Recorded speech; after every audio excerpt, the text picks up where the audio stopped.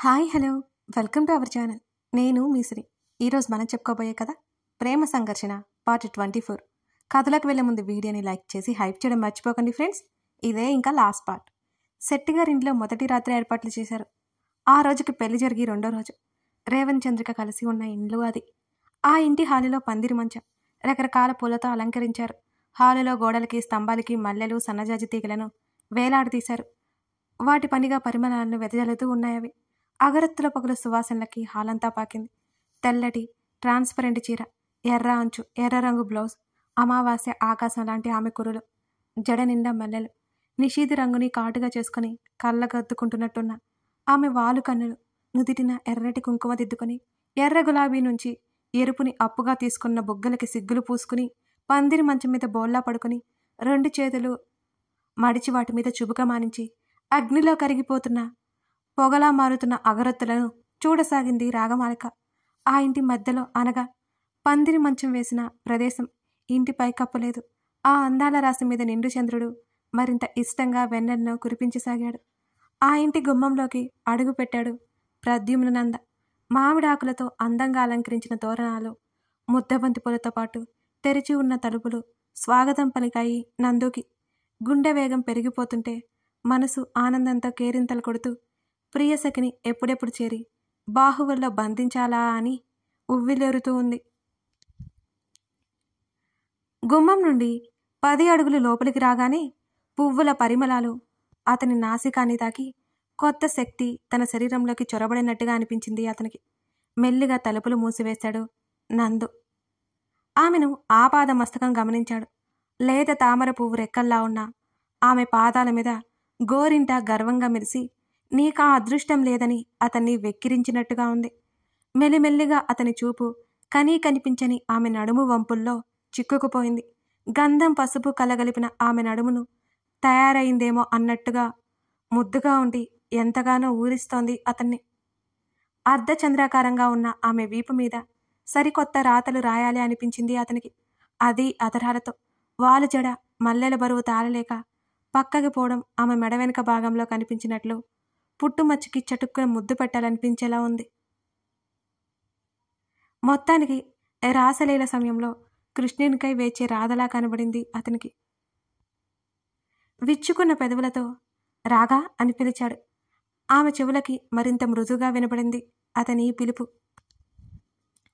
మధురంగా వినిపించిన అతని గొంతులోని ప్రేమ మాధుర్యానికి పెదవులు విప్పారగా వెంటనే లేచి కనీసం అతన్ని చూడకుండా వంటగది వైపుకు నడిచింది రాగమాలిక. ఎక్కడికి వెళ్తుందో అర్థం కాలేదు అతనికి. వయ్యారంగా ఆమె నడకతో పాటు నడుముకి అనుగుణంగా ఊగుతున్న బారు జడ రమ్మని పిలిచినట్టుగా తోచింది అతనికి. రాగా మరోసారి పిలిచాడు. వెనక్కి తిరిగి ఘాటుగా వాలు చూపులు విసిరింది. ఆ చూపులకి తడబడి నోటిలో మాట రాలేదు అతనికి. పెరుగుతున్న హృదయ వేగాన్ని అదుపు చేసుకుంటూ మెల్లిగా ఆమె వైపుకి అడుగులు వేశాడు. సూటిగా నందుని చూసింది రాగమాలిక. అలా చూడకే బాబు అనుకొని ఆమె చేతుల్ని తన చేతుల్లోకి తీసుకున్నాడు నందు. రాగమాలిక ముఖం ఎర్రబడింది. ఎందుకు చెప్పలేదు రాగా? ఆమె చేతులని పెదవులకి ఆనించుకున్నాడు నందు. వెనక్కి లాక్కుంది చేతుల్ని. వదల్లేదు అతను. ఏం మాట్లాడుతున్నావు? బలవంతంగా చేతులు వెనక్కి లాగి ముఖం పక్కకు తిప్పేసుకుంది రాగమాలిక. నీ ప్రేమ సంగతి అని అతను అనగానే అతని వైపు చూసింది. నవ్వుతూ కన్నికీటి కళ్ళెగరేశాడు. నీకెవరు చెప్పారు నా ప్రేమ సంగతి? ఆమె అవే పదాలు ఒత్తి పలుకుతూ అడిగింది. ఎలాగో తెలిసిందిలే అని అన్నాడు.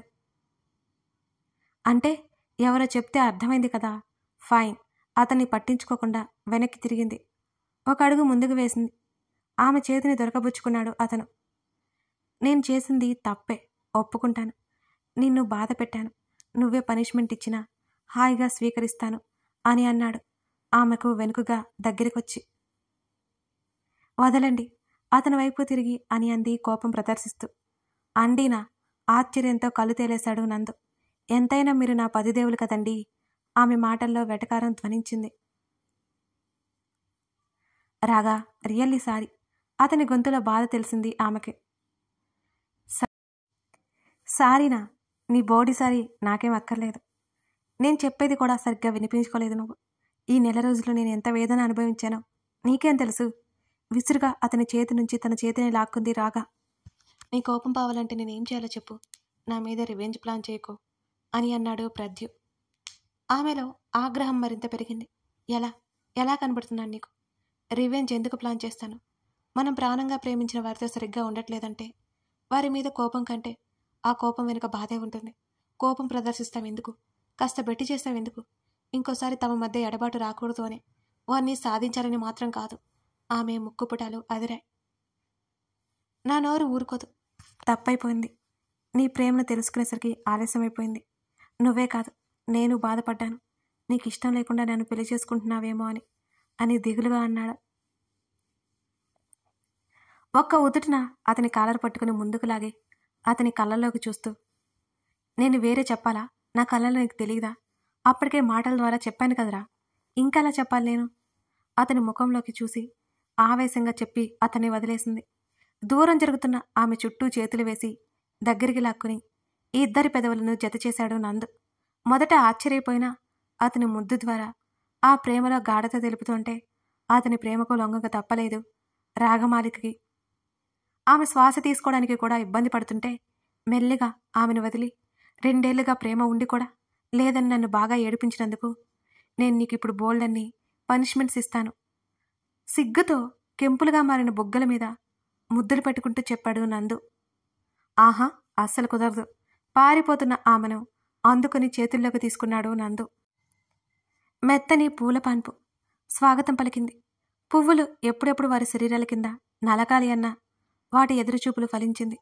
గాలి కూడా ఇరువురి మధ్య రవ్వంతైనా చోటు దక్కకపోగా అనుకుంటూ అవకాశం కోసం ఎదురుచూడసాగింది. వలవలు బహుబాగా అలిగి నేల మీదకి చేరిపోయాయి. ఒకరికి మరొకరు వస్త్రంలా మారి ప్రేమను అందిపుచ్చుకుంటూ ప్రేమలోతుల్లో గాఢత తెలుపుకోసాగారు. సిగ్గుని ఆభరణంగా చేసుకున్న ఆ అందాల పాలరాతి బొమ్మను దొంగచాటుగా చూస్తున్న వెన్నెల మీద కోపం వచ్చి పందిరి మంచానికున్న తెరని పైకి కాకుండా చుట్టూ పరిచి తనువుల సయ్యాటికి తెరతీశాడు అతను. ఆమె శరీరం మీద అణువణువు అతని పెదవులు స్పృశిస్తుంటే ఊపిరి ఆడలేదామెకి. భారమైన వేడి నిట్టూర్పులు ఆ గది అంతా పాకాయి. ఆమె ఎత్తుపల్లాలను కొలుస్తూ అతని చేతులు వాటి పని అవి చేసుకుంటూ పోసాగాయి. ఆమె నాభిలోతుల్లో అమృతం ఎంత రుచి చూసినా దాహం తీరట్లేదు అతనికి. మధ్య మధ్యలో ఆ అమృతాన్ని ఆమె పెదవులకు అందించసాగాడు. హృది సవడి అంతకంతకు పెరిగిపోతుంటే అతని చేతులకు తాళలేక ఆమె మామూలు అవస్థలు పడలేదు. ఆమె అవస్థలు గమనించి గర్వంగా నవ్వుకుంటూ ఆమెను ఓడిపోనివ్వకుండా అతను ఓడిపోకుండా చూసుకుంటూ ఆమెలో ఉన్న బిడియపు పొరలను తొలగిస్తూ సున్నితంగా మరింత సున్నితంగా ఆమెను ఆక్రమించుకుంటూ ఆమెను తనలో కలిపేసుకుంటూ తను ఆమెలో కలిసిపోతూ పదే పదే ప్రణయపు యుద్ధానికి దారితీస్తూ అతను ఏమాత్రం అలసిపోకుండా ఆమె అలుపు ఎరగకుండా చేస్తూ కరిగిపోతున్న కాలాన్ని తొందర ఎందుకని విసుక్కుంటూ ఉంటే నాతో పోటీ తగదు అని వెక్కిరించి గడిచిపోతున్న సమయానికంటే ఇంకా వేగంగా తనువులే కాదు మనసులు కూడా మురిసి మై మరచిపోయేలా సృష్టి కార్యంలో పాల్గొన్నారు ఆ ఇరువురు. ఇద్దరిలో ఒకరి మీద మరొకరికి మునుపటి కంటే ప్రేమ ఇంకా ఇంకా పెరగగా అతని హృదయం మీద ఆమె అలసి సేదతీరుతుంటే ఆర్తిగా సంతృప్తిగా ఆమె నుదుటిన ముద్దు పెట్టుకుని ఆమె తల మీద సవర్దీశాడు. మనోహరంగా నవ్వి అతని పెదవుల మీద ముద్దు పెట్టుకుంది. ఆమె మరోసారి ప్రణయపు గురికై ఆహ్వానం పలికినట్టు అనిపించింది అతనికి. తొలిపొద్దు వేళ చెలి చేతిని తన చేతులకు తీసుకుని చెలియే తన భార్య ఇంకా తన సర్వస్వమైన వేళ ఆమెతో నడుస్తుంటే అంతకంటే సంతోషం ఇంకెక్కడుంటుంది? ప్రేమించినవాడు ప్రేమగా తన తోడుండగా పెనవేసుకున్న ఆ చేతుల్ని చూసుకుని మురిసిపోతూ తనకంటే అదృష్టవంతులు ఇక ఎక్కడుంటారు? ఆ ఇద్దరు అలా ఫీల్ అవుతూ ఇంటి బయటకి వచ్చేశారు. పచ్చని చెట్ల మీద 2 తెల్లని పావురాలు ప్రేమగా ఊసులు చెప్పుకోవడం రాగమాలిక నందు కంటపడింది. ప్రద్యు ఆ పావురాలను చూస్తూ పిలిచింది రాగమాలిక. చెప్పు రాగా అన్నాడు. ఉషోదయపు తొలికిరణాలు వెలుగులో మరింత మెరిసిపోతున్న భార్యను చూస్తూ అటు చూడు వేరుతో వాటిని చూపించింది. చూశాను అన్నాడు. నీకేమనిపిస్తుంది వాటిని చూస్తుంటే అని అతన్ని చూసింది రాగమాలిక. ఈ పావురాన్ని కౌగిలిలోకి తీసుకుని బంధించాలనిపిస్తోంది. ఏంటి? చిరుకోపంగా చూసింది అతన్ని. అదే ఆ పక్కనే ఉన్న పావురం తన ప్రేయసి పావురంతో అలాగే చెప్పింది. నాకదే వినిపిస్తుంది తెలుసా? నాటకీయంగా పలికాడు నందు. ఆహా, అట్లకడ విరుగుతుంది అని అంది రాగమాలిక. ఏంటి? ముఖం అదోలా పెట్టుకున్నాడు నందు. ప్రీణిత చెబుతుంది ఆ ప్రేయసి పావురం అంటూ కళ్ళు ఎగరేసింది రాగమాలిక. మాటలతో నిన్ను గెలవడం కష్టం రాగా, చేతులతో గెలుస్తున్నావు కదా. ఓరగా అతన్ని చూసింది. నువ్వే నన్ను గెలిపిస్తున్నావు. తన చేతిలో ఉన్న ఆమె చేతిని నొక్కిపట్టాడు నందు. మరింత అందంగా నవ్వింది రాగమాలిక. నీ నవ్వుకి ప్రకృతి కూడా పరవశించిపోతుంది. ఇక నేనంతా హృదయం మీద చేతిని ఉంచి చెప్పాడు నందు. చాలే పద, మన కోసం ఎదురు చూస్తూ ఉంటారు అంతా అని అంది అతని భుజం మీద చిన్నగా తట్టి. సరే అని బండి స్టార్ట్ చేశాడు నందు. ఇద్దరు నందు వాళ్ళ ఇంటికి వెళ్లారు. గుమ్మంలో ఉండే హారతి ఇచ్చింది సుభద్ర. ఒకరి చేతులు మరొకరు పెనవేసి లోపలికి అడుగు వేశారు. నా ఇల్లు, నందుతో సహా కుడికాలు లోపల పెట్టి అనుకుంది రాగమాలిక. పాడ్యమి రోజు నెలపొడుపుని చూసి కూతురి ముఖాన్ని చూసుకుని తన ఒడిలో తలపెట్టుకుని పడుకున్న కూతుర్ని నుదుటిన ముద్దు పెట్టుకున్నాడు రేవంత్ కృష్ణ. రాగమాలిక తల నిమురుతూ ఉండిపోయాడు.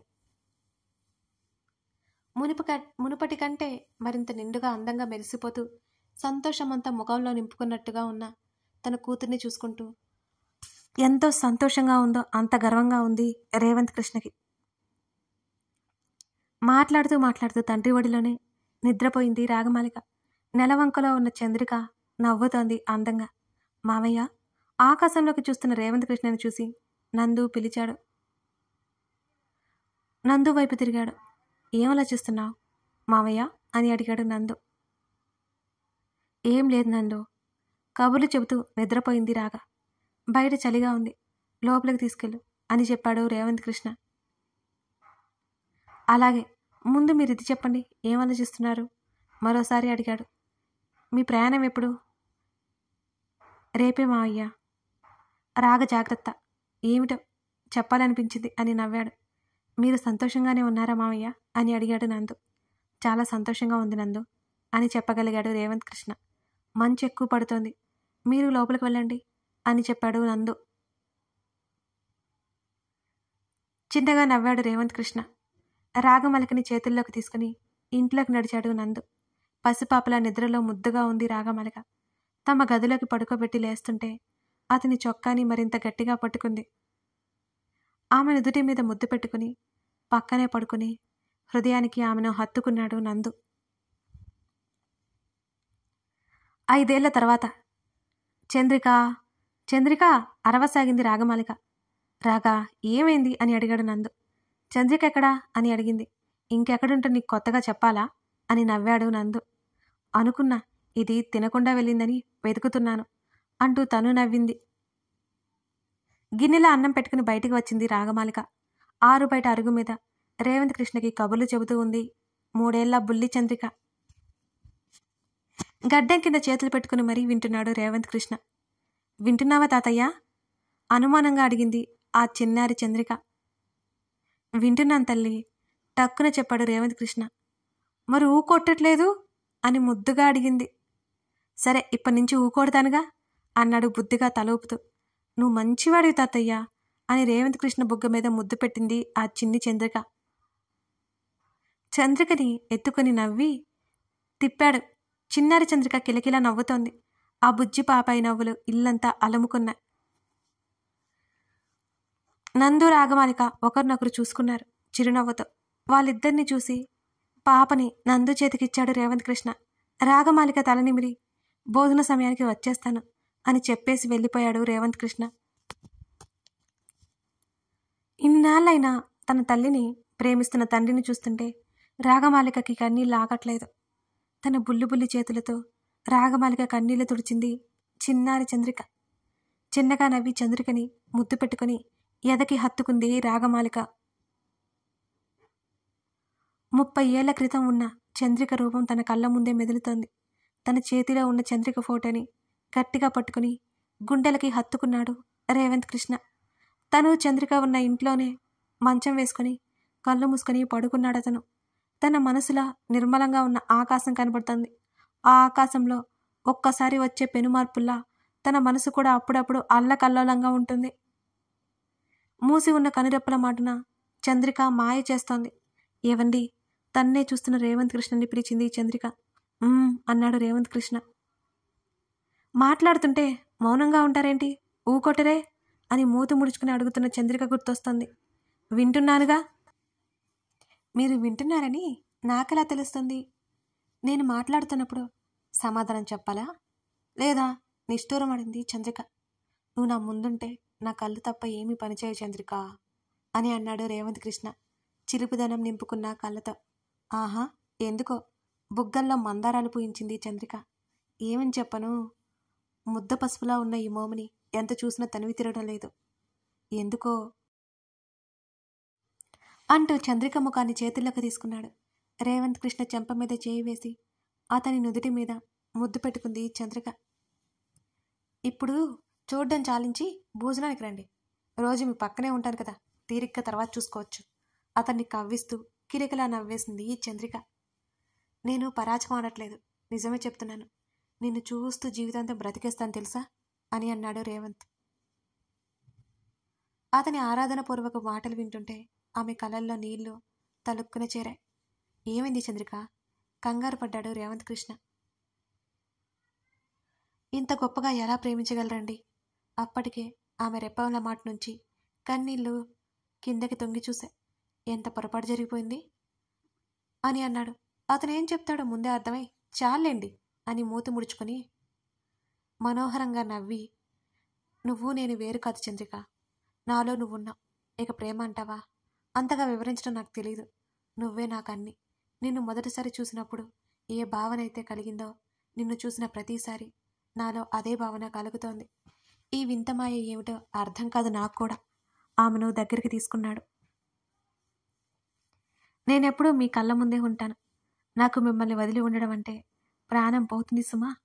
అతని గుండెల్లో ఒదిగిపోయింది చంద్రిక. ఆ పరిస్థితి ఎప్పటికీ రాదు అని అన్నాడు రేవంత్ కృష్ణ. రాకూడదు కూడా. మీకు దూరంగా నేను బ్రతకలేనండి. ఎప్పటికీ మీతోనే ఉంటాను చంద్రిక చెప్తోంది. చటుక్కున కళ్ళు తెరిచాడు రేవంత్ కృష్ణ. అందమైన కళ చెదిరింది. కళ విరక్తిగా నవ్వుకున్నాడు. నువ్వు, నీ జ్ఞాపకాలు, నీ ప్రేమ నాకు శాపంలా మారి నీ ధ్యాసలో ఉండిపోయి జీవం లేని బొమ్మలా బ్రతుకుతున్నాను అని అందరూ అంటారు. కానీ వారికేం తెలుసు చంద్రిక, నీ జ్ఞాపకాలు నాతోనే ఉన్నాయి కాబట్టి నేను ఇంకా జీవించి ఉన్నాను. అవి నాకు ఊపిరని, నీ జ్ఞాపకాలు నన్ను తరిమే వరమేనని. చంద్రిక ఫోటోనే తీక్షణంగా చూడసాగాడు రేవంత్ కృష్ణ. అతని కంట్ల నుంచి కన్నీటి బొట్లు అందంగా నవ్వుతున్న చంద్రిక ఫోటోలో ఉన్న చంద్రిక మీద పడ్డాయి. కథ సమాప్తమైపోయింది.